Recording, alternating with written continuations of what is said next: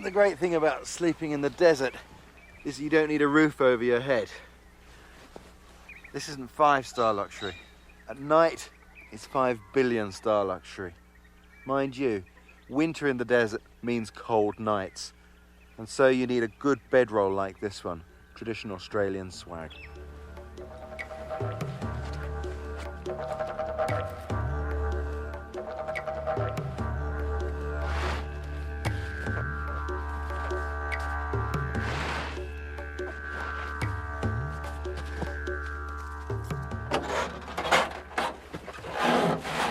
The other piece of kit that's become standard in the Australian outback is the 4x4, because the distances here are so immense. But there are people who walk every inch of this country, and that's what I'm going to be doing, walking, because that's the only way to really get to know the land.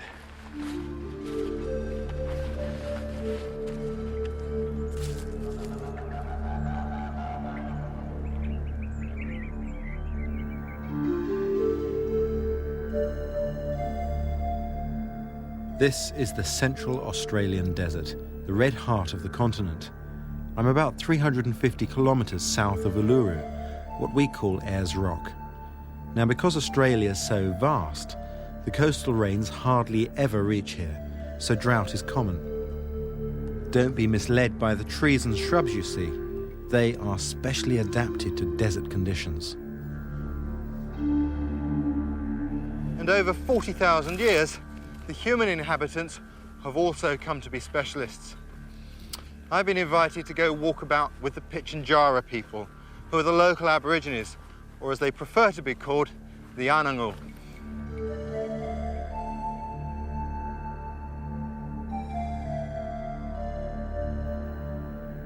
The early explorers of Australia were astonished by the Anangu's ability to travel with impunity across land that they believed to be devoid of water.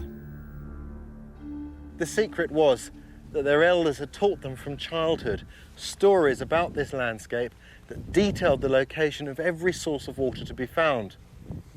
Mind you, even if those early explorers had been standing on top of the water, they might never have known it. We're doing that right now. This Rainfall and signs like smoke in the air or tracks, which tell them of other people's movements in the area. I've hit the rock. And there is the water. That's what it's all about. And the reason that water's here is that it's seeped off of this landscape when there have been rains, run down the rock into a sort of basin. Of course, this basin is filled in with sand, and that protects the water from evaporation by the sun. And that's how you get your water. Okay.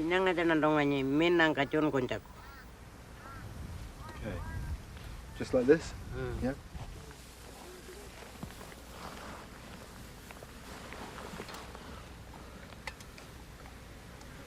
And the grass acts as a sort of filter to keep the particles of soil out of the water. And you end up with something like that.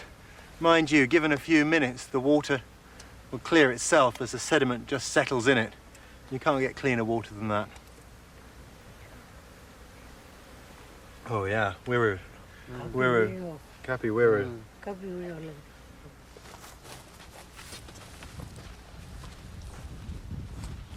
Is this the one we're after? But it's in times of severe drought that the Pitjantjatjara are at their most resourceful. This tree is an emergency source of water. It's the desert Karajong, and you can use the root to get your water. Now, if you want to identify this tree, it's quite easy because the leaf looks just like an emu's track. The women look for cracks in the ground, which indicate the location of a swollen root. Armed with only a crowbar as a digging stick and a small shovel, Mabel and Rosemary will often spend all day working in the bush in extreme temperatures. Their stamina is incredible.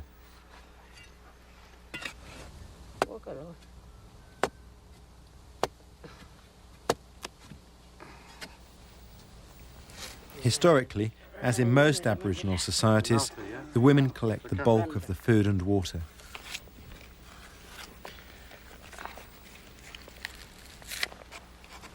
Roots from young desert Karajong trees can be roasted and eaten.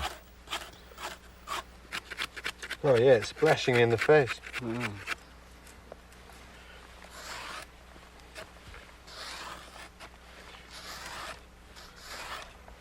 There we go. So, that's the root of the desert Karajong. You scrape it, and you take those scrapings like this, and then you squeeze them, and there's the life-saving liquid. Wow. There.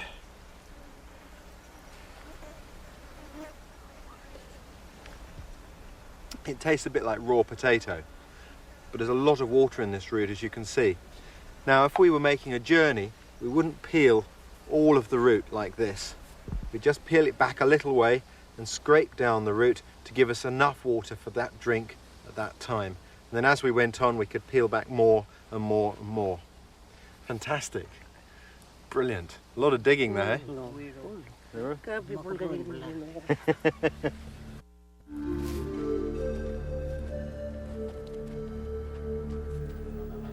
The Anangu were devastated by the invasion of European settlers. Affected by disease, despair and alcoholism, they were not even granted Australian citizenship until 1967. Since then, they have fought for recognition. Today, the Pitjantjatjara have lands which cover an area of 100,000 square kilometres and a population of 3,500. This is the Pitjantjatjara community of Amateur. 500 people live here, and whilst they still fiercely maintain their religion, they're also forward-thinking. They have a clinic and a school because they want the young generation to benefit from modern healthcare and education. But despite these advantages, Anangu families still return to the bush because of their religion. They believe in the beginning of time, creatures both human and animal wandered over the land, shaping it. The stories passed down by the elders about these ancestral beings are known as the Chukurpa. The Chukurpa is fundamental to Anangu life. It contains the knowledge of how to survive in their country and is the law which binds them both physically and spiritually to the land.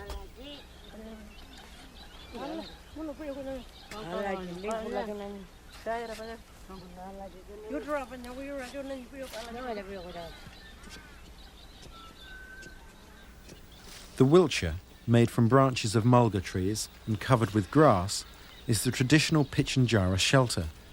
They're simple, sturdy and long-lasting, the perfect protection from winter winds.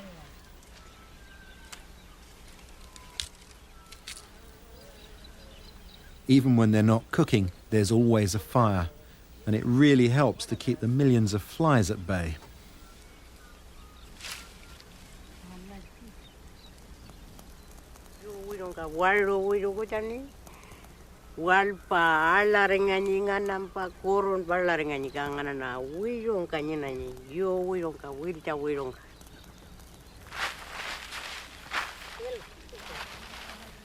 This is spinifex grass. It's one of the most common plants to be found in the deserts, and it's of fundamental importance to the Anangu. From it, they extract a resin, and they use that to bond cutting edges to handles, make their spear throwers, and even fix together their spears. Without it, life would almost be inconceivable.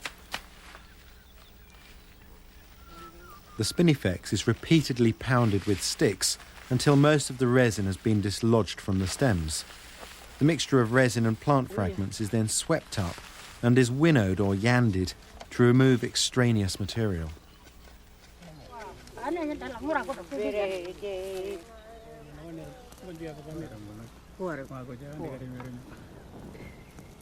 It's then warmed until the resin melts and binds together.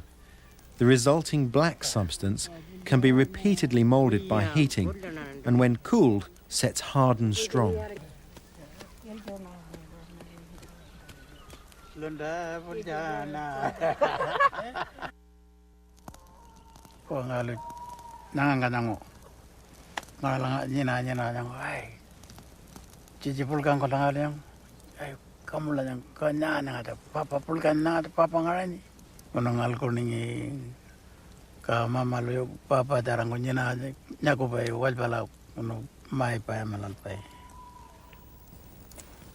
Felix taught Aboriginal studies in Adelaide, but he found the city stressful and returned to his land. This is home, this is reality. In the city, they believe in the modern day things, materialistic things, cars, houses, money. Whereas the land, back on the land, it's not materialistic. It's been there since the beginning of time. And it will always provide for you, you know? No matter what you ask for, it will provide. The town is, cities are different. Totally different. It's make-believe. That's why I come back. Kamaluan ko pa parari. Kalajeng malu nyako ko. Panya malu ko kamala pa wala mala pa. Pula ra jikil pa mo pika darang ko jikila. Ka pika wial pa. Pula ra al ko nyanga jikin nanga.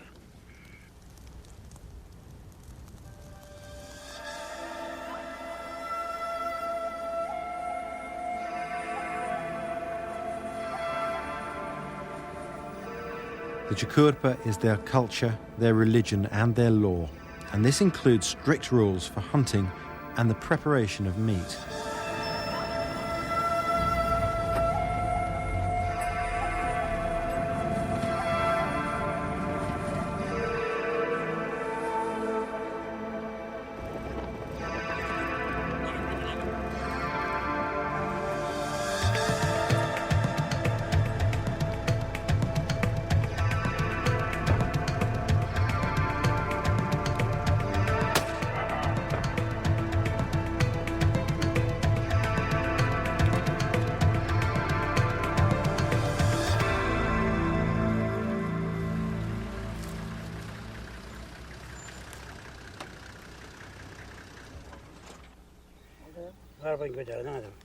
Charlie shot the emu and he extracts the sinew for binding his tools and weapons.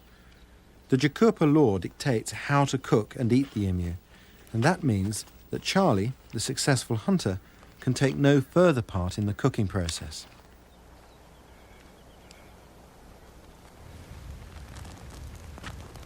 To shoot one of these here, it's a privilege to shoot one. It's providing the family with food, you know. It's a life cycle, everything goes around. Emus were humans, and they become emus, you know. They become providers for the peoples. We cut it up in a certain way because it was passed down for many generations. We still stick to that way.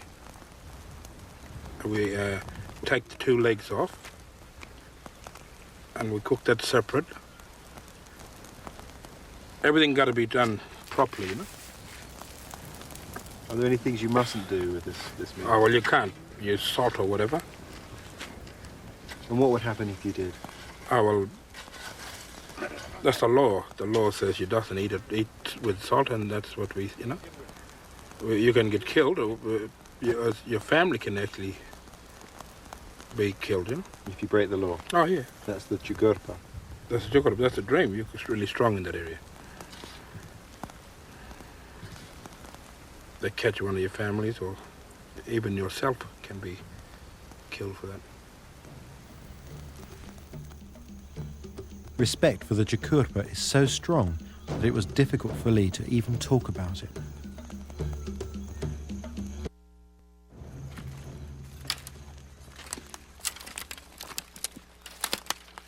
The women have brought me out to find moku. That's witchetty grub to us. And this is the witchetty bush, or Acacia kempiana. But of course the secret to finding these grubs is knowing what to look for. And what they've shown me is that they're looking underneath the bushes for mounded soil, and particularly for these, which are the cases from the grub larvae from which a large grey moth develops. And that's a good sign that there's likely to be other grubs here to be dug up.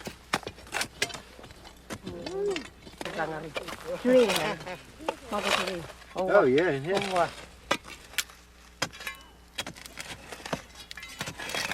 And there he is, the witchetty grub, the moku. Here he comes. And of course, that's not just a popular food, it's a very important one, because grubs like this are extremely high in protein. Palia. Here goes for the witchetty grub.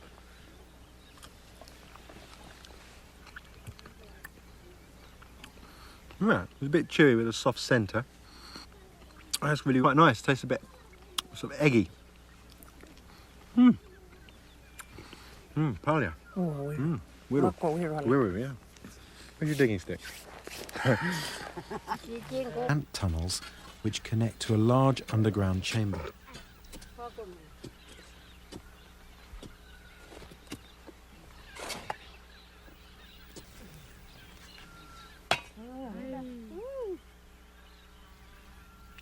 The ants become engorged with a honey-like fluid, and they feed other ants by regurgitation.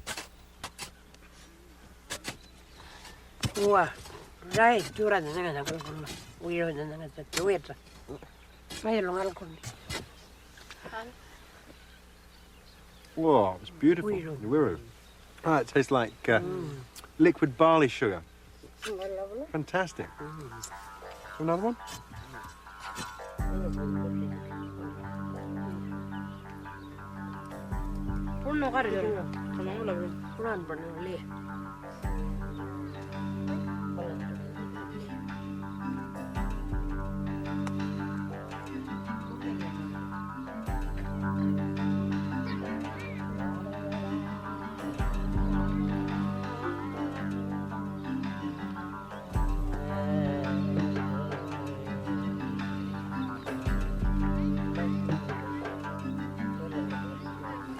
I'm really privileged.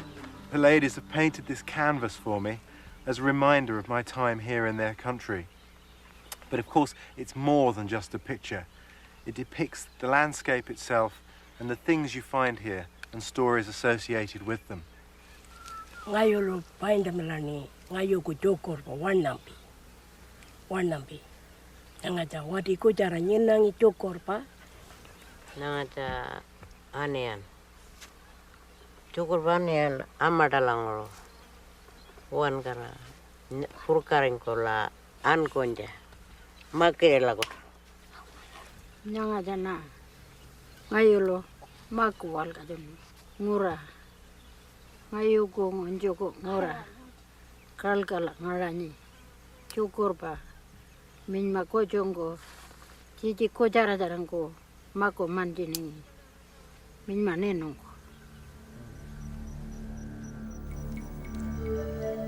Since the first settlers arrived in Australia, the history of Aboriginal affairs has not been a happy one. Even now, land rights issues spark heated debate. Strikes me that if there is to be a way forward, there has to be tolerance and understanding. From what I've seen here, the Anangu have a culture and heritage that all modern Australians should cherish. It's like a book. They can come back and open the book, and there it is. This is where the strength is for myself, my people, my children. Hopefully, till the day I die, and the day my children die, and further on. That's why I come back home.